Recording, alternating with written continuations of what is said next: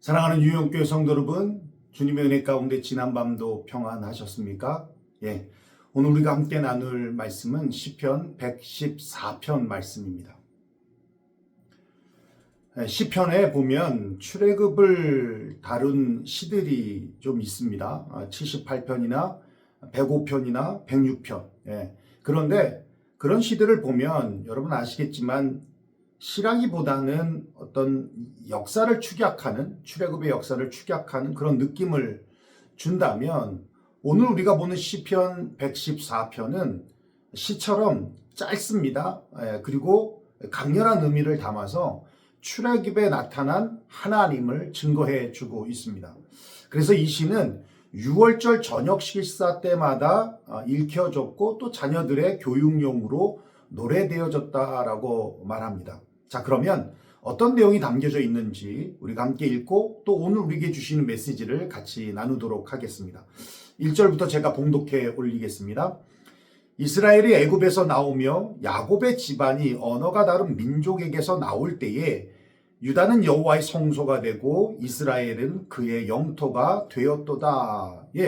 1절에 보면 이 말씀의 배경이 출애굽을 의미하고 있죠. 애굽에서 나오며 야곱의 집안이, 이스라엘을 의미하죠. 언어가 다른 민족, 애굽, 이집트를 말하죠. 나올 때에 유다는 여호와의 성소가 되었다. 성소는 여러분 잘 아시지만 하나님의 임재의 장소입니다. 유다가 하나님의 성소가 된다라는 것은 하나님께서 유다에게 임하시겠다라는 뜻이고, 유다로 지칭하는 이스라엘이 하나님의 백성이 된다는 의미입니다. 이스라엘은 그의 영토가 되었다. 하나님의 영토가 되었다라는 것은 하나님이 다스리는 땅이 되었다라는 뜻입니다. 지금까지는 애굽 바로의 통치를 받았다면 이제 이스라엘은 출애굽으로 인하여서 하나님의 통치를 받게 되었다라는 의미죠. 3절 볼까요? 바다가 보고 도망하며 요단은 물러갔으니, 홍해가 갈라졌다는 것을 의미하죠. 또 요단이 물러갔다, 요단물이 멈췄다는 겁니다. 출애굽의 시작과 끝을 의미합니다. 4절 볼까요? 산들은 순양들 같이 뛰놀며 작은 산들은 어린 양들 같이 뛰었도다. 모세가 시내산에서 율법을 받았을 때의 장면을 시적으로 표현해주고 있는 것입니다. 출애굽기 19장 18절에 보면 이렇게 말씀하고 있어요. 시내산에 연기가 자욱하니 여호와께서 불 가운데서 거기 강림하심이라. 그 연기가 옹기가마 연기같이 떠오르고 온 산이 크게 진동하였다. 하나님이 임재하실 때 온 산이 크게 진동하였다. 즉 지진이 났다는 얘기입니다. 그 지진으로 인해 산들이 마치 기뻐 춤추는 순양들과 어린 양들이 뛰는 것 같이 그렇게 여호와의 임재를 기뻐했다라는 의미이죠. 자, 5절 6절 볼까요? 바다야 내가 도망하면 어찌함이며 요단아 내가 물러감은 어찌함이냐. 너희 산들아 순양들 같이 뛰놀며 작은 산들아 어린 양들 같이 뛰노면 어찌함인가. 묻는 거예요. 왜 바다가 도망갔냐? 왜 요단이 물러갔냐? 왜 큰 산이든 작은 산이든 춤추는 것 같이 보였냐? 라고 묻고 있는 겁니다. 그리고 그 결론의 답을 말씀하고 있어요. 7절 8절이에요. 땅이여 너는 주 앞 곧 야곱의 하나님 앞에서 떨지어다. 그가 반석을 쳐서 못물이 되게 하시며 차돌로 샘물이 되게 하셨도다. 오늘 본문은 여기까지입니다. 결론이 뭐예요? 하나님을 경외하라는 거예요. 오늘 본문을 보시면 초점이 어디에 맞춰져 있냐면 하나님이 행하신 일에 초점이 맞춰져 있지 않습니다. 출애굽할 때 하나님께서 이스라엘에게 행하신 일이 어마어마했습니다 라고 하는 거기에 초점을 맞추는 것이 아니라 시편 기자는 하나님 자신에게 초점을 맞추고 있다는 거예요. 그래서 결론 부분인 7절에 보면 그 일을 행하신 분이 누구다? 바로 야곱의 하나님이라고 말씀하면서 드디어 하나님을 등장시키고 있는 겁니다. 중국은 전통적으로 탁구 강국이죠. 한 스포츠 기자가 그 이유가 무엇인지를 중국 감독에게 물어봤더니 그 감독이 그렇게 말해요. 하루 8시간씩 강점을 강화하는 훈련을 한다는 겁니다. 그래서 약점을 커버한다는 거예요. 공격을 잘하고 수비를 못하는 선수는 수비를 못하니까 수비 훈련을 더 해라 라고 하는 게 아니라 넌 공격을 잘하니까 더 공격을 강화하는 훈련을 해라 라는 거예요. 그러니까 그 선수가 게임에 나가면 그런 거예요. 상대방 선수에게 나 수비 못해. 그러니까 난 공격만 할 거야. 그러니까 너는 내 공 받아. 그러면서 오히려 공격으로 게임을 주도하게 되니까 결국은 게임이 이긴다는 논리입니다. 네, 말이 되죠. 마커스 버킹엄이라는 분이 위대한 나의 발견 강점 혁명이라고 하는 책을 썼는데요. 거기서 저자가 이렇게 말해요. 20여 년 동안 성공한 사람들을 만나 인터뷰를 했더니 성공한 사람들의 공통점이 있더라는 거예요. 그리고 봤더니 성공한 사람들은 약점의 지배에서 벗어나 강점을 발견하고 그 강점에 자신의 모든 시간과 물질, 힘, 그리고 그 모든 것을 올인했다라는 공통점이 있었더라는 겁니다. 여러분, 이게 바로 강점 이론이라는 거예요. 우리가 어릴 때 그렇게 배웠어요. 약점을 고치면 성공한다. 아니요. 약점 고치면 평범해지는 겁니다. 강점은 저절로 강해진다? 아니요. 강점은 저절로 빛나는 다이아몬드가 아닙니다. 성공은 노력에 달려있다? 여러분 동의하십니까?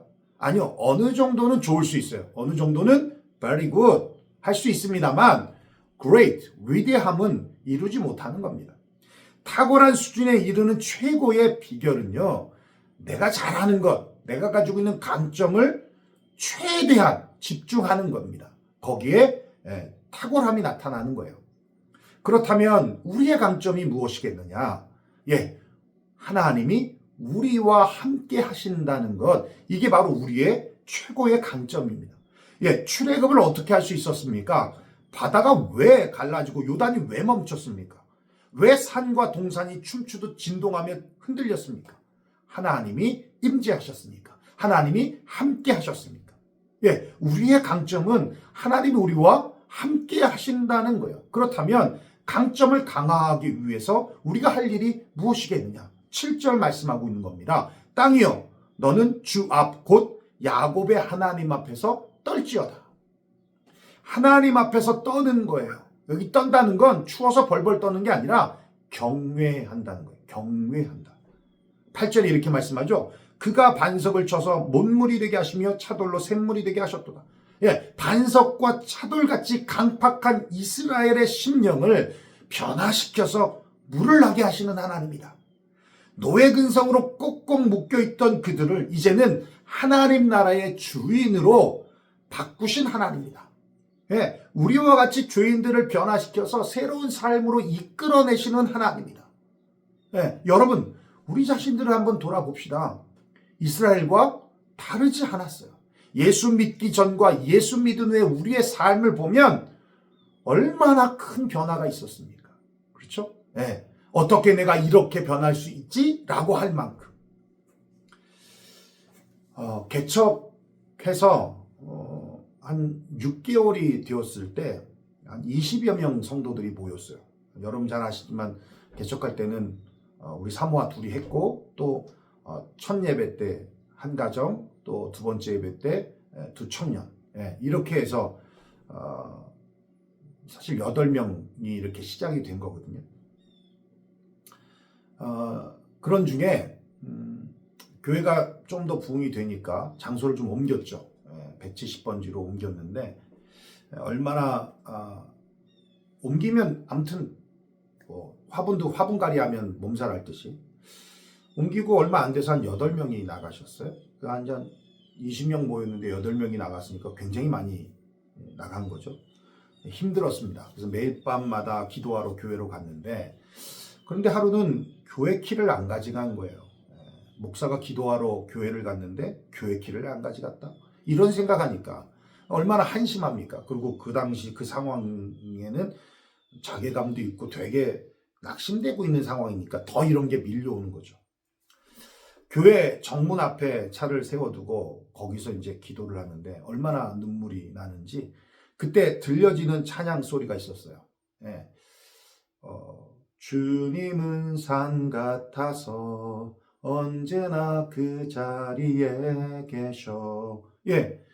그러면서 하나님의 음성이 들리는데 이렇게 말씀하시는 거예요. 성도가 나갔지 내가 나갔냐? 성도가 나갔지 내가 나갔냐? 그 순간 햄머로 머리를 한 대 맞은 충격을 받았습니다. 하나님의 교회라고 하면서 여전히 내가 주인된 교회였다는 거예요. 그래서 성도들이 나가고 들어오는 것에 민감했고 거기에 힘들어하고 있더라는 겁니다. 그러면서 그런 생각이 들었어요. 만약 하나님이 떠났어요. 떠났는데 사람들이 와서 교회가 부흥이 된다면 내가 이렇게 힘들어 했을까? 네.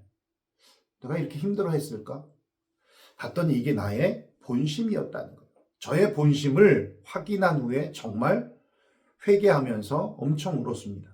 그리고 나간 성도 붙잡지 않고 여전히 함께 계시는 하나님을 붙잡았어요. 그런데 놀라운 것은 3개월 뒤가 되니까요. 하나님께서 사람들을 보내어 주시는데 20명도 안 되던 성도가 그의 40명까지 성장하고 100명에 가까운 성장이 이루어지더라는 겁니다. 여러분 비즈니스 하다 보면 매출에 민감할 수 있어요. 고객의 수에 민감할 수 있습니다. 그런데 거기에 마음을 두면 아파요. 힘듭니다. 지칩니다. 때론 고통스럽기까지 합니다. 그래서 왔다 갔다 하는 손님들에게 마음을 두는 것이 아니라 떨어졌다 올라갔다 하는 내 어카운트에 마음을 두는 것이 아니라 내 주식 통장에 마음을 두는 것이 아니라 정말 우리가 고민하고 긴장해야 하는 것은 하나님이 지금 이 사업체에 함께 하시고 계시는가? 하나님이 지금 우리 가정에 함께 하고 계시는가? 하나님이 지금 나의 삶 가운데 함께 하고 계시는가? 이 고민이 늘 있어야 한다는 겁니다.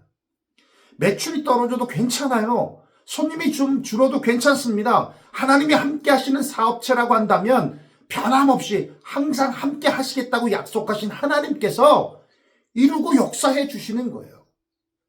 여러분 믿습니까? 사랑하는 성도 여러분, 하나님이 우리와 함께 하신다는 것은 그냥 어드밴테이지, 이점이 아니에요. 스트롱 포인트, 강점입니다. 여러분 강점으로 승부해야 great, 탁월함이 나오는 거예요. 강점으로 승부하라는 것은 하나님 우선 제일 중심으로 살라는 겁니다. 교회 중심, 예배 중심, 말씀 중심, 기도 중심, 섬김 중심으로 살라는 거예요. 그러면 주님은 여러분들을 창조하신 그 목적대로 이끌 것이고 쓰시고자 하는 목적대로 사용되어질 것입니다. 이게 우리의 기쁨이고 감사고 우리의 행복이라는 거예요. 사랑하는 유영교회 성도 여러분, 또 이 방송을 시청하는 모든 성도 여러분, 오늘 하루도 강점으로 승부하시면서 주님과 better together 하시기를 주의 이름으로 축원합니다.